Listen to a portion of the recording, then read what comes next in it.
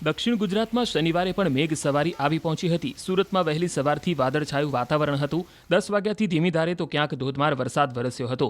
આખો દિવસ સુરતના કતારગામ, વરાછા, કાપોદ્રા, વેસુ, પીપલોદ સહિતના વિસ્તારોમાં વરસાદ વરસ્યો, જેથી રોડ પલળ્યા અને લોકોને બફારામાંથી છુટકારો મળ્યો।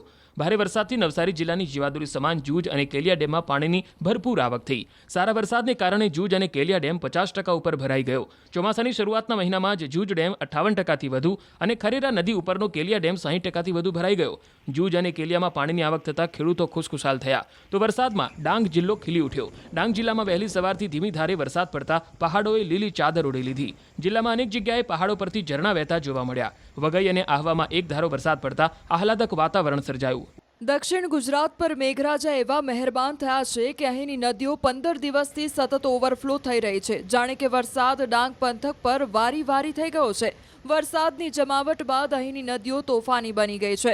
ડાંગની ખાપરી, અંબિકા, પૂર્ણા અને ગીરા નદીએ રૌદ્ર સ્વરૂપ ધારણ કર્યું છે। વઘઈ, સાપુતારામાં પણ વરસાદના પગલે અંબિકા નદીની સપાટીમાં વધારો થયો છે।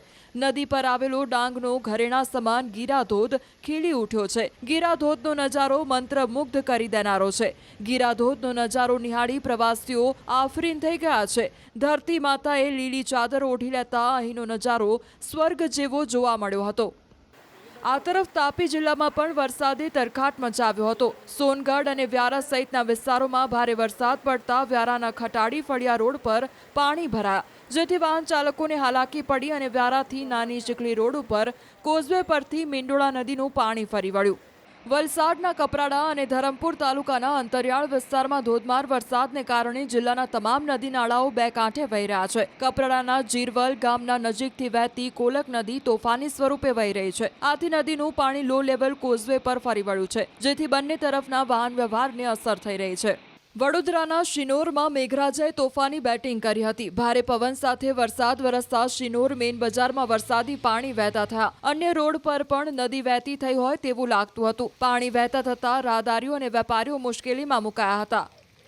પાટણના રાધનપુર ખાતે ભારે વરસાદે વિરામ તો લીધો છે, પરંતુ વરસાદી પાણીનો નિકાલ ન થતા મશાલી રોડ પર જળબંબાકારની સ્થિતિ સર્જાઈ છે। મુખ્ય માર્ગ પર પાણી ભરાતા 15થી વધુ સોસાયટીઓના રહીશો પાણીમાં ચાલવા માટે મજબૂર બન્યા છે। મશાલી રોડ પર આવેલા શાળાઓ તરફ જતા બાળકો તથા તેમના માતા પિતા માટે પણ પરિસ્થિતિ જોખમી બની।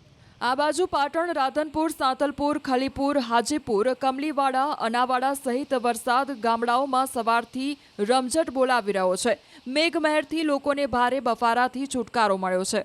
તો અરવલ્લીના શામળાજી વિસ્તારમાં પણ મેઘ સવારી આવી પહોંચી હતી। ખારી, ખોડંબા, વેણપુર વિસ્તારમાં વરસાદ પડતા રસ્તા પાણી પાણી થયા હતા। ધોધમાર વરસાદના પગલે વાતાવરણમાં ઠંડક પ્રસરી છે।